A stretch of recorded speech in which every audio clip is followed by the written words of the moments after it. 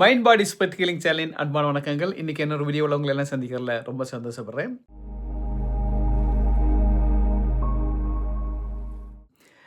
இன்னைக்கு ஒரு மிக முக்கியமான ஒரு விஷயத்தை பற்றி நம்ம பார்க்க போகிறோம். இது உலகத்தில் உள்ள ஒவ்வொரு மனுஷனுக்கும் தேவையான ஒரு விஷயம். இது இல்லைன்னு சொன்னால் நம்மளால் ஒரு ஸ்டெப் கூட வாழ்க்கையில் எடுத்து வைக்க முடியாது. அப்படிப்பட்ட ஒரு முக்கியமான விஷயம் இது தன்னம்பிக்கை. தன்னம்பிக்கை பற்றி இன்றைக்கி நம்ம பேச போகிறோம். ஏன்னா தன்னம்பிக்கை தான் நமக்கு மிக முக்கியமான விஷயம் வாழ்க்கையில். எப்படி ஒவ்வொரு மூச்சும் நமக்கு உயிர் வாழ்கிறதுக்கு எப்படி முக்கியமோ அதே போல் தன்னம்பிக்கைங்கிறது மிக மிக மிக முக்கியம். நமக்கு எல்லாமே இழந்துட்டாலும் சொத்து, பணம், காசு, வீடு, உறவுகள் எல்லாத்தையும் இழந்துட்டாலும் ஆனால் அந்த தன்னம்பிக்கை மட்டும் இருந்துச்சுன்னு சொன்னால் நம்ம பிடிச்சி வேலையை வந்துடலாம். தன்னம்பிக்கைங்கிறது ஒரு கண் போல். கண் இல்லாமல் எப்படி நம்ம நடக்கிறது எவ்வளோ கஷ்டம். ஒரு கண் இல்லாமல் நடக்கிறது நீங்கள் கண்ணை கட்டிக்கிட்டு நீங்கள் டெஸ்ட் பண்ணி பாருங்கள் அது எவ்வளோ கஷ்டம்னு சொல்லிட்டு. எவ்வளோ இருண்டு போன இருக்கும் வாழ்க்கை. அதே போல் தன்னம்பிக்கை மட்டும் இல்லைன்னு சொன்னால் நம்ம வாழ்க்கையே இருண்டு போயிடும். எனக்கு தெரிஞ்ச பல பேர்லாம் வாழ்க்கையில் எனக்கு தெரிஞ்சு நான் பார்த்ததில் எனக்கு தெரிஞ்ச நண்பர்கள் குஜராத்தில் இருந்தாங்க அந்த காலத்தில். பல வருடங்களுக்கு முன்னாடி அங்கே பெரிய பூகம்பம் நடந்துச்சு. அதில் எல்லாத்தையுமே இழந்து பெரிய கோடீஸ்வரராக இருந்தவங்க அடுத்த நாள் காலையில் எல்லாத்தையும் இழந்து அப்படி தெருவில் நின்றாங்க. எல்லாம் போச்சுன்னு சொல்லிட்டு. ஆனாலும் அதிலிருந்து மேலே வந்தவங்க எத்தனையோ பேர் இன்றைக்கி நான் கண்ணில் பார்த்துட்ருக்கேன். அதே போல் நம்ம வாழ்க்கையில் இன்றைக்கும் பார்த்துட்டு இருப்போம். குடும்பம் உடஞ்சி முடிஞ்சிடும். இதுக்கு மேலே எதுவுமே இல்லைன்னு சொல்லி அவங்களுடைய லைஃப் இருக்கும். ஆனாலும் அந்த தன்னம்பிக்கை மூலயமா அப்படி மேலே வந்தவங்க நம்ம வாழ்க்கையில் எத்தனையோ பேரை பார்த்துருப்போம். அதே போல் தன்னம்பிக்கை இழந்து வாழ்க்கையில் வீழ்ந்தவங்களையும் நம்ம எவ்வளோ பார்த்துருக்கோம். அவங்களுக்கு எல்லா வசதிகள் இருக்கும், வாய்ப்புகள் இருக்கும், சான்சஸ் இருக்கும். ஆனாலும் அந்த தன்னம்பிக்கை மேலே தன் மீது நம்பிக்கை இல்லாமல் அந்த தன்னம்பிக்கை இல்லாமல் கீழே போனவங்களும் நம்ம எத்தனையோ பேர் பார்த்துருக்கோம். ஓகே, இந்த தன்னம்பிக்கை ஏன் நமக்கு கம்மியாகுது, எதனால் கம்மியாகுது, அந்த தன்னம்பிக்கையில் எப்படி நம்ம மீண்டு மேலே வர முடியும் அப்படிங்கிறத நம்ம இந்த வீடியோவில் பார்க்க போகிறோம். ஓகே, வாங்க வீடியோக்குள்ளே போகலாம். தன்னம்பிக்கைக்கு மிக முக்கிய காரணம் இதில் பல பாயிண்ட்ஸ் இருக்குது. அதில் மிக முக்கியமான காரணம் முதலாவது ஒன்று ஒப்பிடுதல், கம்பேர் பண்ணுறது. நம்ம அடுத்தவங்கள பற்றி கம்பேர் பண்ணி பார்க்கும்போது நம்மளுடைய எனர்ஜி அப்படியே ட்ரைன் ஆயிரும். அவங்க ரொம்ப நல்லா இருக்காங்க, வசதியாக இருக்காங்க, பகட்டாக இருக்காங்க, நம்மளோட மேலே இருக்காங்க அப்படின்னு நம்ம கம்பேர் பண்ணி பார்க்கும்போதே நமக்குள்ளே அப்படி சக்தியெல்லாம் அப்படி உறிஞ்சி எடுத்து அப்படி நமக்கு நாமே உறிஞ்சி எடுத்து உருவி எடுத்து போட்டால் அப்படி ஒரு ஃபீலிங் ஆயிரும். அப்படியே ட்ரைன் ஆயிரும் நம்ம சக்தியெல்லாம். அந்த நம்ம கம்பேர் பண்ணி அப்படி நல்லா வாழ்கிறவங்க கடன் வாங்கி வாழ்ந்துட்டு இருக்கலாம், அல்லது சும்மா பகட்டுக்காக காமிச்சிட்டு இருக்கலாம். இப்போ பல சோசியல் மீடியாக்கள்லையும் பல நகைகளை பார்த்தீங்கன்னு சொன்னால் பல வீடுகளில் பெண்மணிகள் கல்யாணங்கள் பொது விழாவுக்கெல்லாம் வரும்போது கடனில் வாங்கிட்டு வருவாங்க நகைகளை, இல்லை வாடகைக்கு வாங்கிட்டு வருவாங்க.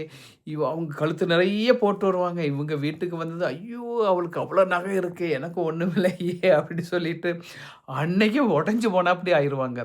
இது ஒரு உதாரணத்துக்கு தான். இது போல் நீங்கள் கம்பேர் பண்ணி பார்த்தீங்கன்னு சொன்னால் எத்தனையோ விஷயங்களை நம்ம அடுத்தவங்களை பார்த்து ஒரு செகண்ட் அப்படியே நம்ம பக்குன்னு ஆயிடும் நமக்கு மனசு. அப்படி அப்போவே நம்மளுடைய சக்தி எல்லாம் உறிஞ்சு போனால் அப்படி ஆகி போயிடும். இது பாருங்களேன், இதை நீங்கள் அடிக்கடி இப்படி பண்ணிக்கிட்டே இருக்கும்போது, அதாவது ஒரு இப்போ வண்டியில் டயரில் காற்று போயிட்டால் எப்படி இருக்கும்? காற்று போன ஒரு சைக்கிளவோ ஒரு காரோ நம்ம ஓட்ட முடியுமா? காற்றோடு இருக்கும்போது எவ்வளோ ஸ்பீடாக போகும், காற்று இல்லாட்டி எப்படி இருக்கும்? அது போல தான் காற்று இல்லாத டயர் போல் ஆகிருவோம். ஸோ அந்த ஒப்பிடுதல் நம்மளுடைய சக்தியை ஃபுல்லாக ட்ரெயின் ஆகிட்டு நம்மளுடைய வீக் ஆகிக்கிறோம். அது மட்டும் இல்லாமல் நம்மளுடைய ஃபோக்கஸ் எல்லாம் அவங்கள பற்றிய தாட்டு, அவங்கள பற்றிய நினைப்பு, அவங்கள பற்றிய பொறாமை அப்படியே போய் நம்மளுடைய ஒரிஜினல் எனர்ஜியும் ஒரிஜினல் சக்தியும் திறமையும் நமக்கு கீழே போய் நம்ம உண்மையாகவே நம்ம அடுத்த ஸ்டெப் வைக்கவே முடியாது. ஸோ கம்பேர் பண்ணுறதை ஃபஸ்ட் நம்ம ஸ்டாப் பண்ணணும். அது முதல் பாயிண்ட்டு. அடுத்த பாயிண்ட் என்னென்னு சொன்னால், நமக்கு ஃபியர் ஆஃப் ஃபெயிலியர். நமக்கு ஏற்கனவே நம்ம பல நேரங்களில் நம்ம ஃபெயில் ஆகியிருப்போம். ஃபெயில் இல்லாமல், தோல்வி இல்லாமல் உலகத்தில் யாருமே இல்லை. தோல்வி இல்லாமல் வாழக்கூடியவங்க யாருமே இல்லை. அதனால் நம்ம பல தோல்விகளை கடங்கிறது இது பார்ட் ஆஃப் லைஃப். அந்த வாழ்க்கையில் ஒரு பகுதி தான் தோல்விங்கிறது. ஸோ நம்ம பல தோல்விகளை நம்ம ஃபேஸ் பண்ணி வந்திருப்போம். அடுத்த லெவலுக்கு அடுத்த தடவை புதுசாக ஒரு முயற்சி செய்யும்போது நமக்கு அந்த தோல்வி பயம் ஆள் மனசில் ரொம்ப நமக்கு பயமாக இருக்கும். ரொம்ப அடுத்து எப்படி செய்ய முடியும், நம்மளால் முடியுமா, திருப்பி தோல்வி அந்த அடியை தாங்க முடியுமா, ப்ராக்டிக்கலாக நினைக்கும் போது அது உண்மைதான். ஸோ இந்த தோல்விக்கான பயமும் நம்மளுடைய நம்பிக்கையை குலைக்கும். ஸோ தன்னம்பிக்கையை குலைக்கக்கூடிய ஒரு மெயின் ஃபேக்டர். அடுத்த விஷயம் என்னன்னு சொன்னா, எத்தனையோ பேர் நம்மள அடுத்தவங்க விமர்சிப்பாங்க. அதுக்காக நம்ம துவண்டு போவோம். அது மட்டும் இல்லாம, நமக்கு நாமே நம்ம விமர்சனம் பண்ணிக்குவோம். நீங்க பார்த்தீங்கன்னா, சும்மா இருக்கும்போது அப்படி இந்த மாடு ஆசைப்பட்டாப்படி நமக்கு நாமே சில எண்ணங்கள வந்து அப்படியே ஆசைப்பட்டுக்கிட்டே இருப்போம். நம்மளால முடியாது. இது வந்து கஷ்டம். இது தோல்வியாயிரும். எதுக்கு இந்த ரிஸ்க்ல நம்ம வந்து இறங்கணும்? இல்ல அவன் அப்படி சொல்லிட்டானே, இது நடக்காதுன்னு சொல்லிட்டானே, நம்ம எதுக்கு முயற்சி பண்ணணும்? திருப்பி அடிய பட்டா நம்ம தாங்குவோமா? இப்படி பல விஷயங்கள நமக்குள்ளேயே ஓட்டிக்கிட்டே இருப்போம், மென்னுகிட்டே இருப்போம். சுய விமர்சனம். பார்த்தீங்கன்னு சொன்னா, இதுக்கு நம்மளுடைய அன்கான்ஷியஸ் மைண்ட்ல சஜஷன்னு சொல்லுவாங்க. நமக்கு ஒரு விஷயத்த சஜெஸ்ட் பண்ணிட்டே இருக்கும்போது, அத நம்பி அதன்படியே நம்ம நடக்க ஆரம்பிச்சுருவோம். இந்த சஜஷன் வந்து பல நேரங்கள்ல மத்தவங்ககிட்ட இருந்து வந்து நம்மள வந்து ஆட்கொண்டு நம்மள வந்து கண்ட்ரோல் பண்ணும். அதேபோல நம்மளுடைய சஜஷனே நம்மள வந்து பயங்கரமா ஆட்டு வச்சு, அதுபடி நடக்க வைக்கும். ஸோ இந்த செல்ஃப் நெகட்டிவ் சஜஷன்ல இருந்து நம்ம விடுபடணும். அதுலேருந்து விடுபட்டு பாசிட்டிவா நம்ம நினைக்கணும். ஓகே. செல்ஃப் நெகட்டிவ் சஜஷன வந்து நம்முடைய தன்னம்பிக்கைய குலைக்கக்கூடிய மிகப்பெரிய ஒரு சாதனம். ஸோ அதிலிருந்து நம்ம விடுபடணும். அதுக்கு அடுத்து என்ன விஷயம்னு சொன்னா, பார்த்தீங்கன்னு சொன்னா, நம்மள பற்றி விமர்சனம் பண்ணுவாங்க பல பேரு. இது விமர்சனம் பண்றதுல வந்து அதிகமான பேர் பொறாமையிலயும், இவன் நல்லா இருக்கக்கூடாது, இல்ல நம்மள விட மேல போயிறக்கூடாது. மேல போயிட்டோம்னா ஆட்டோமேட்டிக்கா அவங்க கீழ வந்துருவாங்க இல்லையா? இப்ப 2 பேர் இருக்காங்க. எதிர்த்த வீட்ல ஒருத்தர் வந்து ஒரு ஒரு 5,00,000க்கான ஒரு கார் வச்சிருக்காரு. நம்ம வந்து ஒரு 10,00,000க்கான ஒரு கார் வச்சிருக்கோம். அதுக்கடுத்து அடுத்த வீட்டுக்காரர் வந்து உங்ககிட்ட சொல்றாரு, "நான் வந்து ஒரு 50,00,000க்கான ஒரு கார் வாங்க போறேன்." அப்படின்னு சொல்லும்போது, உடனே உனக்கு பக்குன்னு இருக்கும். நம்மள விட அவன் பெரிய ஆள் ஆயிட்டானா? அப்படிங்கிற தாட்ல வந்து இவரு சொல்லுவாரு, அந்த கார் ஒருத்தர் வாங்குனாருங்க என் ஃப்ரெண்டு. வாங்கி அவரு பாருங்க 2டே வாரத்துல அந்த கார் வந்து ரிப்பேர் ஆகி அவருக்கு வந்து ஏகப்பட்ட நஷ்டமாகி போச்சுங்க." இதுபோல சில நெகட்டிவ் காரணங்கள சொல்லுவார். சொல்லி அவன வாங்க விடாம தடுப்பாரு. அதுதான் அவருடைய எய்மு. இதே போல தான் நம்மளுடைய தொழில் ஆரம்பிக்கும் போதோ, புதிய முயற்சிகள் பண்ணும்போதோ, புதிய படிப்புகள்ல வரும்போதோ, இதுபோல பல பாசிட்டிவான விஷயங்கள் நம்ம செய்ய வரும்போது, பல பேர் வந்து அவங்களுடைய பொறாமை எண்ணங்கள்னால நம்மள வந்து கீழ மட்டம் தட்டுவாங்க. ஸோ அது வந்து நம்ம நம்பி, அத வந்து நம்மளுடைய எனர்ஜிலாம் ட்ரெயின் ஆகி நம்ம நம்பிக்கைய இழந்துருவோம். ஸோ அதிலயும் நம்ம கவனமா இருக்கணும். இதுவும் ஒரு நம்ம தன்னம்பிக்கை இழப்பதற்கான ஒரு முக்கிய காரணம். ஓகே. ஓகே. இப்படி வந்து நான் தன்னம்பிக்கை இழந்து இப்படி ஒரு மோசமான சிச்சுவேஷன்ல இருக்கேன் சார். ஓகே. இதெல்லாம் நான் ஃபாலோ பண்ணிட்டேன். அடுத்து இதிலருந்து எப்படி மீண்டு வரணும் அப்படிங்கிறத நம்ம பார்ப்போம்.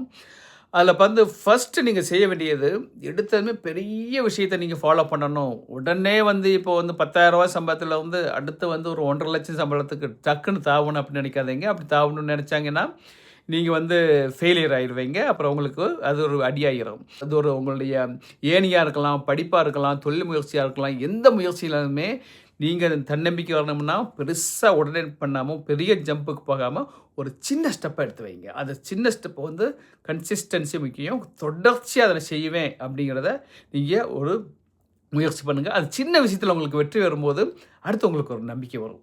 படிப்புல இருக்கீங்களா? ஸ்டூடெண்ட்டா இருக்கீங்களா? உடனே நான் வந்து ஃபுல்லாவே படிக்காத ஒரு பையன் வந்து, உடனே நான் ஒரு 10 மணி நேரம் ஒரு நாளைக்கு படிக்கணும்னு முயற்சி பண்ணும்போது, நமக்கு ஃபெயிலியர் ஆக சான்ஸ் இருக்கு. இன்னைக்கு எப்படியாவது 1 ஹவர் நான் வந்து கன்டினியூஸா நான் வந்து எந்த இது தடங்கல் இல்லாம படிப்பேன்.